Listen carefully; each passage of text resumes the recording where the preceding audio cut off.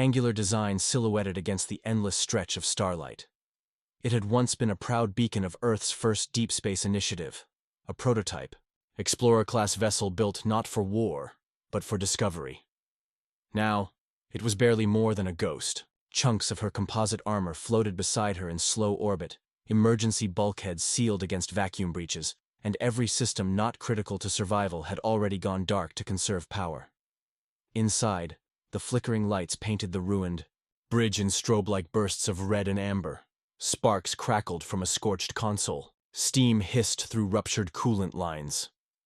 Commander Alara Miles gripped a twisted railing, forcing herself upright. Her left arm screamed with pain, fractured, maybe dislocated, but she didn't have time to care. Through the cracked viewport, a monstrous shadow loomed, a vessel so large it defied logic. The Velan dreadnought had appeared without warning, as if summoned by cosmic will. Its hull was matte obsidian, absorbing light rather than reflecting it, and it extended for miles in every direction, like a floating city designed by beings utterly unconcerned with human proportions. Alara's voice was rough but steady as she keyed the emergency comm channel. Unidentified vessel. This is Commander Alara Miles of the Terran exploration ship Valiant Spark. We are not hostile. We experienced a miscalculated FTL jump and... She paused. The screen blinked static. Then, finally, a voice, too perfect, too emotionless, replied. This is Sovereign Entity Velnoth of the Third Imperial Sphere. You have trespassed into restricted galactic territory. Your vessel is now under Imperial claim. You and your crew will be processed in accordance with Article 605 of the Non-Sapient Encounter Doctrine. Do not resist. You will be transitioned. Alara stared blankly at the screen for a moment, then looked over at Ramos, her lead, systems officer who had just pried a metal beam off his station. Non-sapient? Did they just call us? Yeah, he muttered, jaw clenched. They think we're animals. A deep, amused breath escaped Alara's lips. She switched the comm channel again, this time to the local frequency used for internal ship chatter. All hands, prepare for Combat Protocol Delta. We're going to show our new friends what kind of non-sapience they're dealing with. The Velans had no idea. No idea what humans were like when cornered, wounded, and insulted in the same breath. The dreadnought began deploying a series of energy pulses designed to disable the Spark systems. A non-lethal pre-capture tactic. It was meant to be painless, efficient. The kind of maneuver they'd used on hundreds of minor species too stunned or underdeveloped to resist. But humans were neither stunned nor underdeveloped. They were pissed off. Ramos rerouted auxiliary power to the plasma manifold. 3 engineers in exosuits climbed into the ventilation shafts to manually bypass the ship's crippled targeting systems. Lieutenant Verma, a former combat pilot turned mission navigator, hotwired the hangar bay and launched a squadron of recon drones running on repurposed mining AIs. The Valiant Spark wasn't a warship, but humans were very good at turning duct tape, chewing gum, and sheer bloody-mindedness into victory. Do not resist, the voice repeated. Alara grinned. Too late. They dumped the plasma coolant, generating a momentary infrared bloom that blinded the dreadnought's targeting sensors. The ECM drones overloaded local comms with a medley of 1980s Earth pop music, loud, looping, and strangely unnerving for the ultra-precise, harmony-obsessed Velan logic cores. The humans launched their escape on engines designed for interstellar survey work, pushing them well beyond safe thermal limits. The hull temperature climbed past 1700 Fahrenheit. Warning klaxons blared. But they made it out. Just barely. And in doing so, they shattered the illusion. The Velan hierarchy had stood unchallenged for 8,000 years, their power solidified not through war, but cultural dominance, technological omnipotence, and the sheer inertia of time. Their society was built around the idea that no species could ever catch up, let alone challenge them. When they met new civilizations, they assimilated or cataloged them. No one resisted, because no one could, until now. News of the human escape spread like wildfire through the imperial cortex. On Syrian Prime, the crown world of the hierarchy, data scribes and archivists scrambled to revise threat matrices. Hollow crystals, flickered with reports of rogue carbon-based bipeds, who had, with what could only be described as crude defiance, outmaneuvered a dreadnought designed to subjugate planetary-scale resistance. Worse still, they mocked the Empire while doing it. Within 2 cycles, a rogue transmission hijacked the central broadcast node. It bore the unmistakable hallmark of human mischief: bad compression, static warped audio, and a video feed showing Lieutenant Ramos reclining in what appeared to be a stolen admiral's chair aboard a Valen cruiser. He took a sip of synth coffee and smiled. "To the esteemed Valen High Council," he said. "Nice ship, very clean. A little sterile for our taste, though. We've added some plants." A human hand reached into frame and set a potted fern onto the command console. It was labeled Kevin. "We don't want your empire," Ramos continued, in a tone somewhere between amusement and disbelief. "We're not here to conquer. We just wanted to see what was out here. Map a few stars, shake a few tentacles. You shot first. Now we're parked in orbit over your throne world because, well, frankly, it was the only place with a decent food synthesizer." The Imperial officials were apoplectic. The Empress's voice, a towering hybrid of flesh and machine intelligence, addressed the High Conclave with what passed for alarm in Valen culture: a single raised eyebrow. "These humans. They treat sovereignty like it's optional." "Worse," replied one of the Elder Protocol minds, a crystalline entity over 2,000 years old. "They treat it like a joke." Commander Alara stood aboard her newly commandeered Valen frigate, rechristened Indignant Horizon, looking down at the ornate spires of Syrian Prime. She wasn't angry anymore. She was just disappointed. "We gave them a chance to treat us as equals," she said, more to herself than anyone else. "They chose to treat us as lesser. So now, they get to learn what humanity does when it's unimpressed." The stars were about to change. The Indignant Horizon drifted through high orbit above Syrian Prime, cloaked in the Valen fleet's own stealth protocols. Protocols originally designed to shroud assassins and palace guard skimmers. Now they served a more rebellious purpose. Deep inside the command deck, Commander Alara Miles paced the perimeter of the panoramic viewing chamber. The glass curved seamlessly overhead, offering an uninterrupted vista of the capital world's swirling weather systems and towering cloud spires below. Syrian Prime was a marvel by every metric, a planet-sized monument to a culture so advanced it had forgotten the meaning of struggle. Its cities floated above the oceans, its skies danced with engineered auroras, and its people had lived generations without ever facing a true existential threat. Now they were facing humans. Alara's boots clanked softly on the metal deck as she watched patrol ships scatter in panicked search patterns. Their movements were too slow, too methodical, designed more for ceremonial presence than combat. It wasn't their fault. In a society where every war had been simulated for over 70 centuries, real conflict was an alien concept, and now, reality had punched through their perfect simulation with a steel-plated fist. Behind her, Ramos was patching into another relay, his fingers a blur over the alien console. The interface had taken some getting used to. It communicated, through sound pulses and chromatic light sequences, an elegant, synchronized language between machine and mind, rich in tradition and redundancy. But humans had adapted. They always did. What had taken Valen children a decade to master, Ramos had reverse-engineered in 3 days. Mostly by trial, error, and an aggressive use of sarcasm. "Patch complete," he said. "We're riding their comm backbone like it's a slip and slide." "You're sure they can't trace it?" He shrugged. "I borrowed their own predictive subroutines and fed them recursive false positives. Unless they've invented clairvoyance in the last 10 minutes, they're chasing ghosts in the wrong quadrant." Alara didn't smile. Not quite. She merely nodded and turned back to the stars. "Good. Let's make some noise." They didn't fire weapons. That wasn't the point. Instead, they unleashed information.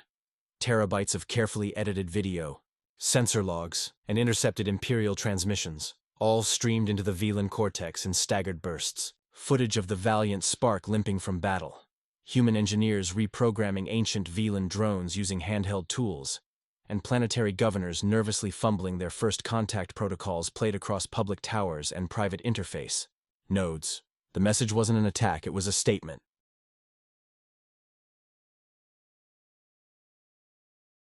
The Empire responded with confusion, not retaliation. Armadas were scrambled, then recalled. Emissaries debated definitions of sapience for 16 hours straight, unable to agree whether humanity qualified under their ancient doctrines. Some AI archivists argued that humans had bypassed evolutionary constraints via synthetic means. Others accused them of being clever animals with cultural delusions. Still, others began asking a far more dangerous question. What if the humans are what we once were? Syrian Prime itself reacted in waves. Some citizens watched the hacked broadcasts with amusement, curiosity piqued by the brash, unfiltered expressions of a race that seemed to dance between confidence and lunacy. Others saw the humans as harbingers of chaos, threatening the serene order they had enjoyed for millennia. Yet a growing number, particularly among the young and the restless, felt something deeper. Admiration. Long-silenced instincts stirred. Ambition. Wonder. Even a whisper of rebellion. Far from the capital, on the desert moon of Elkaris, a Valen scholar named Thyvin stood in a sealed archive chamber, reviewing fragments of pre-Empire history. She had once written treatises on cultural entropy and the myth of innovation. Now, as she watched human footage of a repair team rebuilding a quantum reactor using welded scaffolding, portable generators, and a coffee pot for cooling, she questioned everything. "They are chaos," her assistant said, nervously glancing at the images. "They are possibility," Thaven replied. "Do you not see it? They haven't stagnated. They've struggled. They're alive in ways we forgot how to be." Meanwhile, aboard the indignant Horizon, the humans began to make their next move. Their plan was simple in design, but audacious. In scope, reach the Imperial Core Relay, an orbital data nexus the size of a small moon, and upload a virus that would override the Velan classification systems. Not to cause harm, but to force recognition. To be seen not as anomalies, not as mistakes, but as equals. "Operation Unsubscribe is a go," Ramos muttered, as he and Verma suited up in exorigs modified for zero-G infiltration. The suits were a hybrid of Terran engineering and Velan tech. Bulky, sure, but shielded with adaptive mesh that shifted color and density based on environmental data. They looked like armored ghosts, moving in silence through the dark. They launched in a stolen Imperial dropship, its transponder cloned and its AI babysitter force-fed a loop of ceremonial music. As the relay loomed closer, thousands of kilometers of latticework, spires, and sensor arrays, they maneuvered into a blind spot and clamped onto the hull. The Velans never saw them coming. Inside the core, the humans moved fast, disabling the local security daemons and inserting a quantum shard containing their payload. It wasn't just code, it was identity. Every log from the Valiant Spark, every act of resistance, every moment of humor, pain, courage, and absurdity they had lived since entering the Empire's space. Data, infused with meaning. As the shard activated, it flooded the Velan cortex, not as a threat, but as a mirror. And suddenly the entire Empire was forced to see humanity, not as a threat to be pacified, or an anomaly to be filed away, but as something unexpected, unpredictable, unbounded, and maybe, just maybe, necessary. Alara watched it unfold from orbit, her face illuminated by the scrolling feedback pouring into her terminal. "We didn't come here to fight," she said quietly. "But maybe we were meant to come here. Maybe they needed to remember what it's like to be alive." The Valens would have a choice now, and whatever they chose, nothing in the galaxy would ever be the same again. The galactic storm wasn't in the stars, it was in the minds of the Velen elite. Within 72 hours of the human data burst infecting the Imperial cortex, the Empire of Velnoth entered a state of intellectual chaos, not military alarm, intellectually, culturally, existentially. For a civilization that had perfected every measurable metric of progress, harmony, stability, longevity, even mortality suppression, this sudden exposure to Terran unpredictability hit like a gravity shear at sublight. In cities shaped by harmonic algorithms, where every architectural line resonated with mathematical serenity, Holographic projections began to glitch, not because the virus was malicious, but because it introduced noise, beautiful, maddening, human noise. On Sirian Prime, a skyline that had remained unchanged for 9,000 years now flickered with unfamiliar images. A laughing human child holding a wrench twice her size, a soldier grieving over a lost comrade, a music video of ancient Earth punk rock from the early 22nd century. Raw, uncurated emotion. The Valen citizens stood still in silent crowds, their silver ocular implants dimming as they attempted to process. Emotion had long been relegated to controlled experiences, opera sequences, curated passion arcs, aesthetic simulations. Now they were seeing the real thing, unfiltered. And it was doing something to them. Inside the Grand Cognition Chamber, nestled in the heart of the Imperial Spire, the 13 sovereign minds, the most advanced artificial organic intellects, ever created, debated with fevered precision. They are anarchic, boomed Mind 11, a tri-layered entity whose thoughts ran on harmonics and structured intuition. They do not conform to the axioms of optimized behavior. They contradict themselves. Their choices are irrational. Yet those irrational choices result in adaptation, countered Mind 6. Survival through ingenuity. Innovation through chaos. Emotion as fuel rather than flaw. Mind 13, the eldest and most dangerous of them all, rendered its response through a sculptural thought form. An abstract burst of glowing symbols suspended midair. What if we are no longer the apex of sentient potential?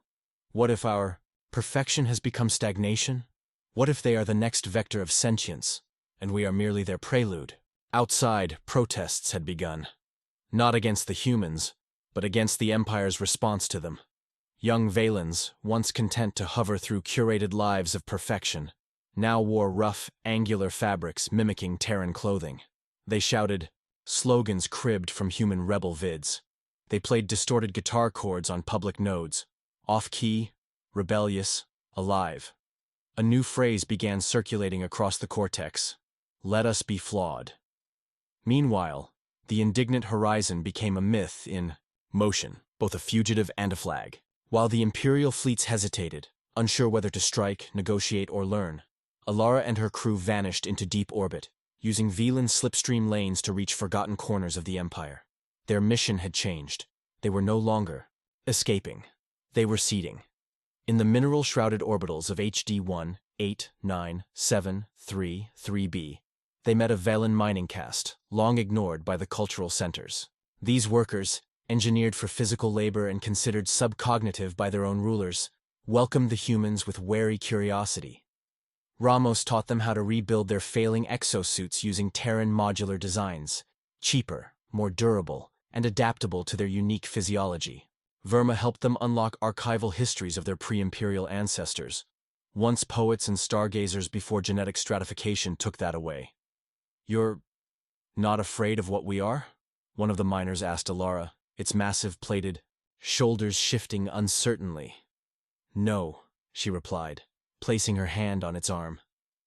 But you should be angry at what they made you forget. Elsewhere, on the frozen research outpost orbiting Faltor's Eye, the humans discovered a Velan AI that had been quarantined for showing emergent empathy, an outlawed trait.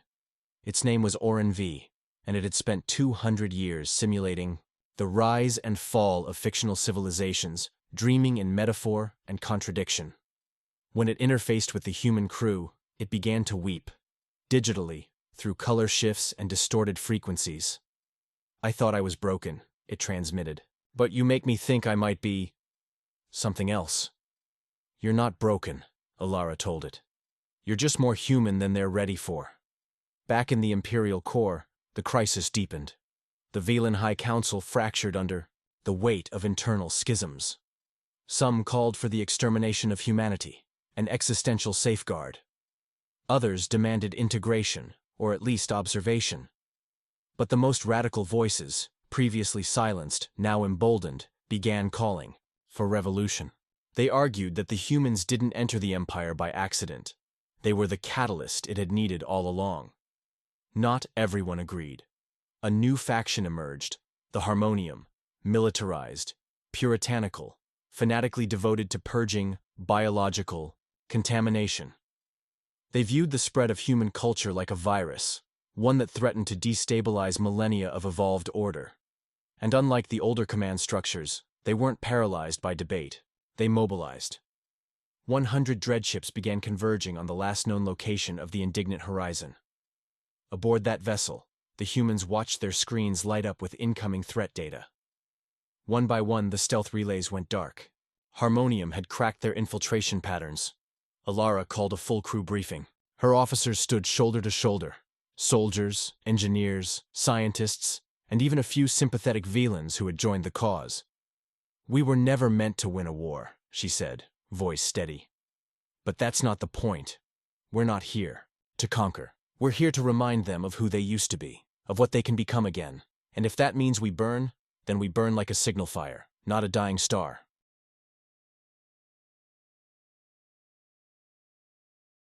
Or stabilizer. "Well," he said, adjusting a heat sink on his arm, "let's give them something worth remembering."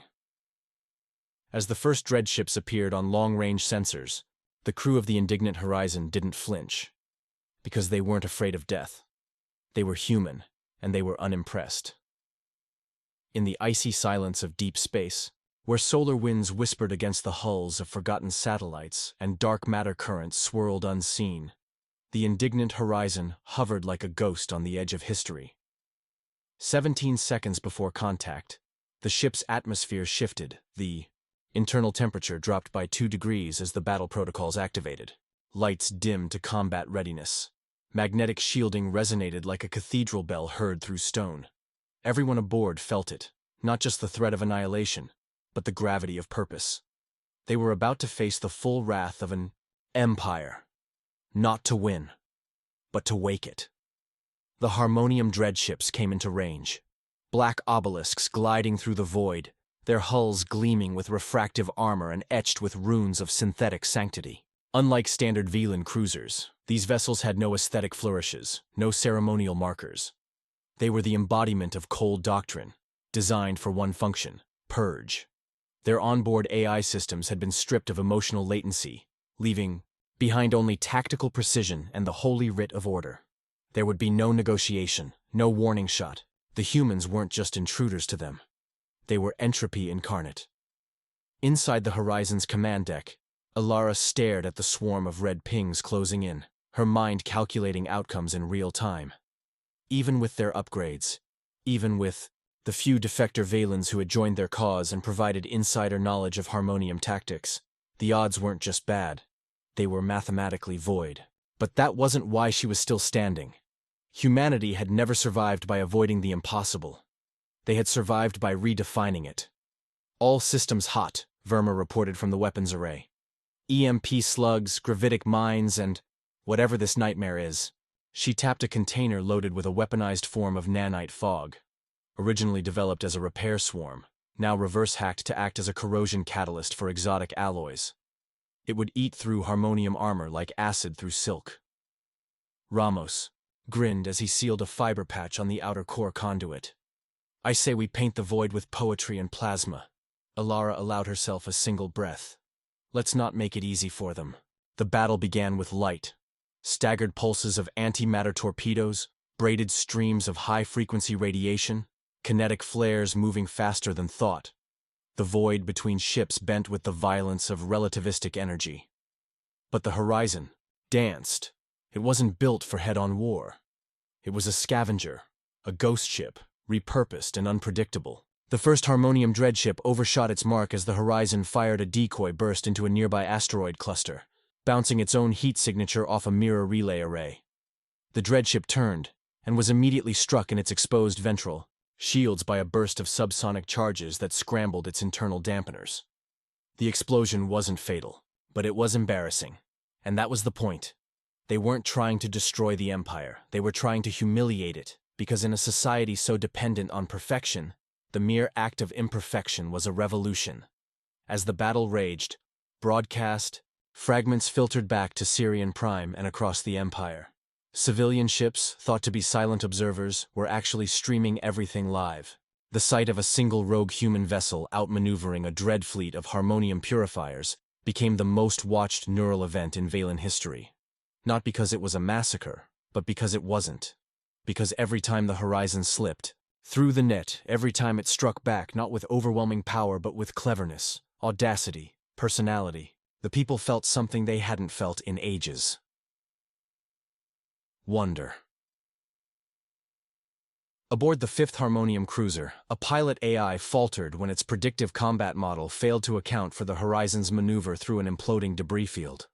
The model had never encountered a species that willingly flew into active shrapnel to bait a pursuer. When the cruiser pursued, it was struck by a mine seated in the asteroid's electromagnetic shadow, pure Terran ingenuity.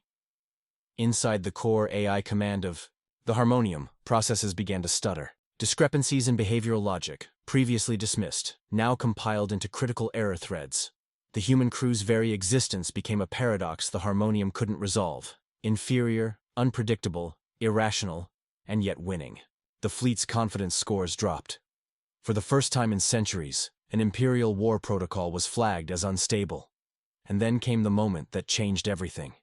Vin, the Valen scholar turned dissident, hacked into the Harmonium, Fleet's broadcast nexus. Her face, calm, luminous with translucent cranial veining, appeared across the tactical displays of every dreadship.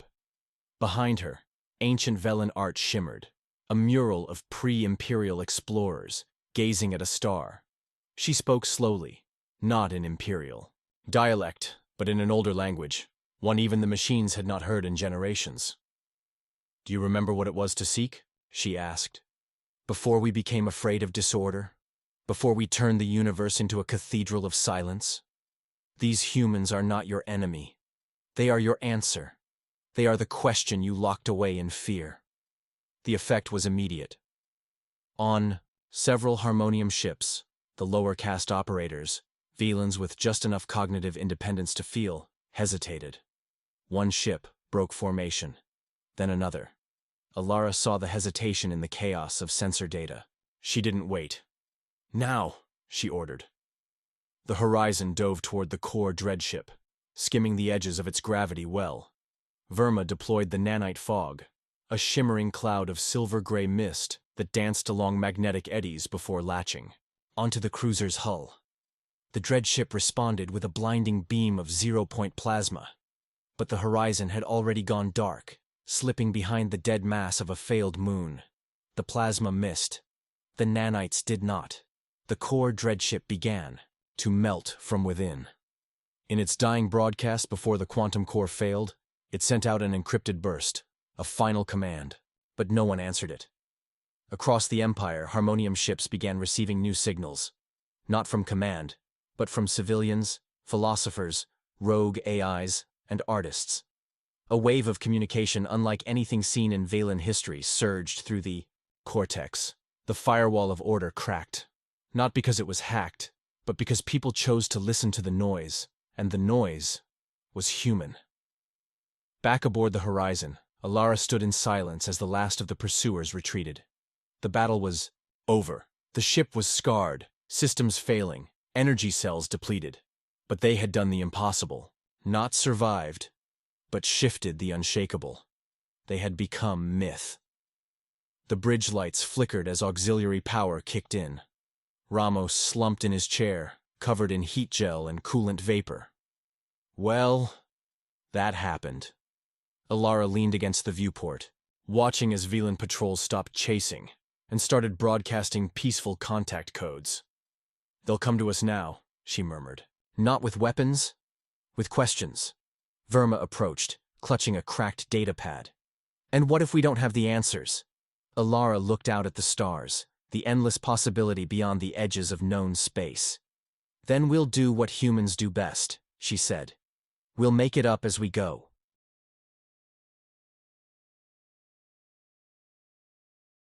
Scorched, its gravitic shielding threadbare, and its quantum mesh net flickering in uneven pulses like the last heartbeat of a dying god. But for the first time, since leaving the Sol system, there was quiet. Not the tension-laced quiet of waiting for death, but the sacred silence that follows transformation. Space around them had changed, not physically, but culturally, politically, psychologically. Somewhere beyond the horizon of known cause and effect, they had shifted the tide of an empire not through superior force, but by being unwilling to bend to the expectations of it. Aboard the ship, repairs continued in piecemeal fashion. Ramos sat in the engine chamber, humming a disjointed melody from a Terran folk tune, while welding a cracked coolant conduit using scrap from 3 different civilizations. It was crude, inefficient, uneven, but it worked. In the med bay, Verma monitored the last of the wounded, human and Velan alike. She no longer ran scans through Velan diagnostic protocols. They were too clean, too sterile. Instead, she had jury-rigged a hybrid sensor array, spliced from human chaos theory heuristics and Velan bioharmonics. It wasn't beautiful. It wasn't even readable by standard interfaces. But it understood suffering, and that made it better. In the command deck, Ilara stood before a wall of data streams. Messages flooded in from all corners of the Velan Empire. Some were desperate pleas from old-world colonies begging for Terran knowledge. Others were invitations from Velan scholars requesting cultural exchanges. Still others were outright declarations of independence, fragment worlds rejecting imperial symmetry in favor of self-rule and emotional authenticity. The broadcast that had once been a warning had become a revolution in motion, but not all messages were hopeful. Some were threats. New factions rising from the shattered dogma of the Harmonium, promising retaliation, warning of purges, denouncing humans as the bringers of chaos. A new term had even begun to circulate: human error, meant as an insult. But among the youth, among the thinkers, the exiles, the dreamers, it was adopted as a badge of honor. Human error, the refusal to be predictable, the right to feel rage and love and madness, the capacity to fail and still rise. Ilara watched the streams dance across the interface, her expression unreadable.